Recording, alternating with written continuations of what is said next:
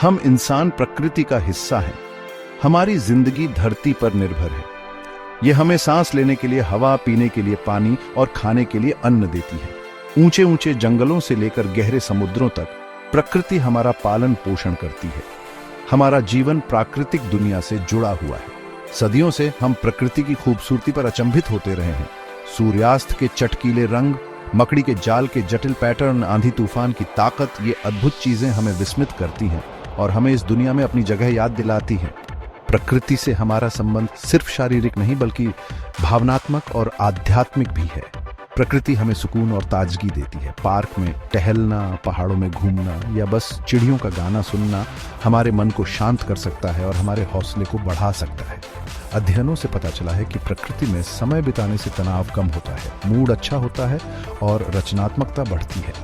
हमारी सेहत सीधे हमारे ग्रह के स्वास्थ्य से जुड़ी है। हमारा कर्तव्य है कि हम आने वाली पीढ़ियों के लिए प्रकृति की रक्षा करें और उसे सुरक्षित रखें। प्राकृतिक दुनिया के साथ अपने जुड़ाव को समझकर हम ऐसे चुनाव कर सकते हैं जो मानवता और पर्यावरण दोनों के लिए फायदेमंद हों। धरती हमें बहुत सारे संसाधन देती है जिनकी हमें जीने और फलने फूलने के लिए जरूरत होती है। मिट्टी से जो हमारी फसलों को पोषण देती है, पेड़ों से जो हमें लकड़ी प्रदान करते हैं। प्रकृति के उपहार हमारे जीवन के लिए बहुत जरूरी है। हम ऊर्जा के लिए नदियों की शक्ति का उपयोग करते हैं, निर्माण के लिए जमीन से खनिज निकालते हैं और भोजन के लिए समुद्रों से मछलियां पकड़ते हैं। लेकिन प्राकृतिक संसाधनों के हमारे इस्तेमाल का एक नुकसान भी हुआ है। ज्यादा इस्तेमाल और बिना सोचे समझे तरीकों से जंगलों की कटाई, मछलियों की कमी और पारिस्थितिक तंत्र का क्षरण हुआ है। ऊर्जा और संसाधनों की हमारी मांग बढ़ती जा रही है, जिससे धरती पर दबाव पड़ रहा है। हमारे कार्यों के नतीजे अब साफ दिखाई देने लगे हैं। जीवाश्म ईंधन के जलने से होने वाला जलवायु परिवर्तन, समुद्र के स्तर में वृद्धि, भयानक मौसम और पारिस्थितिक तंत्र में गड़बड़ी पैदा कर रहा है। कारखानों और वाहनों से निकलने वाला प्रदूषण हमारी हवा और पानी को दूषित कर रहा है, जिससे मानव स्वास्थ्य को खतरा है। हमें एक टिकाऊ रास्ता ढूंढना होगा जो हमारी जरूरतों और धरती की जरूरतों के बीच संतुलन बनाए।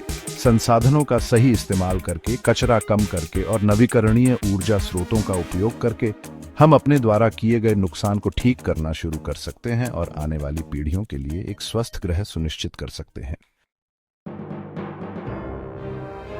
तरक्की और विकास की चाहत अक्सर पर्यावरण की कीमत पर होती है। औद्योगिकरण आर्थिक विकास लाने के साथ साथ प्रदूषण और आवासों के विनाश का कारण भी बना है। शहरों का फैलाव प्राकृतिक क्षेत्रों में बढ़ रहा है, जिससे पारिस्थितिक तंत्र टूट रहे हैं और वन्य जीव विस्थापित हो रहे हैं। मानवीय गतिविधियों से प्रकृति का नाजुक संतुलन बिगड़ रहा है। जंगलों की कटाई से मिट्टी का कटाव, जैव विविधता का नुकसान और जलवायु परिवर्तन होता है। ज्यादा मछली पकड़ने से समुद्री पारिस्थितिकी तंत्र बाधित होता है और तटीय समुदायों की आजीविका को खतरा होता है।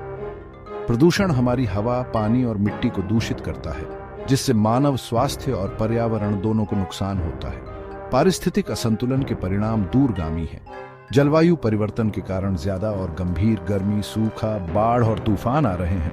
समुद्र के स्तर में वृद्धि से तटीय समुदायों और बुनियादी ढांचे को खतरा है।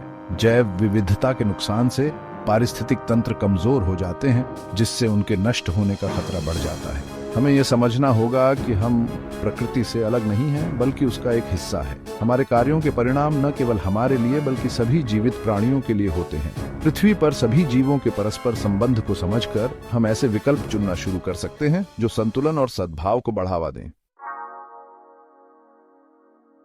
एक स्थायी भविष्य के लिए प्रकृति के साथ हमारे रिश्ते में एक बुनियादी बदलाव की जरूरत है। हमें शोषण के मॉडल से दूर हटकर संरक्षण के मॉडल की ओर बढ़ना होगा। इसका मतलब है संसाधनों का समझदारी से उपयोग करना, पर्यावरण पर हमारे प्रभाव को कम करना और आने वाली पीढ़ियों के लिए प्राकृतिक दुनिया को सुरक्षित रखना। सतत विकास वर्तमान की जरूरतों को पूरा करने की कोशिश करता है, ताकि भविष्य की पीढ़ियां अपनी जरूरतों को पूरा करने की क्षमता से समझौता न करें। इसमें आर्थिक विकास, सामाजिक समानता और पर्यावरण संरक्षण के बीच संतुलन बनाना शामिल है। टिकाऊ तरीकों को अपनाकर हम एक ऐसी दुनिया बना सकते हैं जहां मानवता और प्रकृति दोनों फल फूल सके। सौर, पवन और जल विद्युत जैसे नवीकरणीय ऊर्जा स्रोत जीवाश्म ईंधन का एक स्वच्छ और टिकाऊ विकल्प प्रदान करते हैं। कम कार्बन वाली अर्थव्यवस्था में बदलाव करके हम जलवायु परिवर्तन को कम कर सकते हैं और वायु प्रदूषण को कम कर सकते हैं। ऊर्जा दक्षता के उपायों में निवेश, जैसे कि इमारतों के इंसुलेशन में सुधार और सार्वजनिक परिवहन को बढ़ावा देना, जीवाश्म ईंधन पर हमारी निर्भरता को और कम कर सकता है। एक स्थायी भविष्य बनाने में हम सभी की भूमिका है। अपने दैनिक जीवन में हमारे खाने से लेकर हमारे द्वारा खरीदे जाने वाले उत्पादों तक सोच समझकर चुनाव करके हम अपने पर्यावरणीय प्रभाव को कम कर सकते हैं। ऐसे व्यवसायों और संगठनों का समर्थन करके जो स्थितिमिता को प्राथमिकता देते हैं, हम सकारात्मक बदलाव को प्रोत्साहित कर सकते हैं।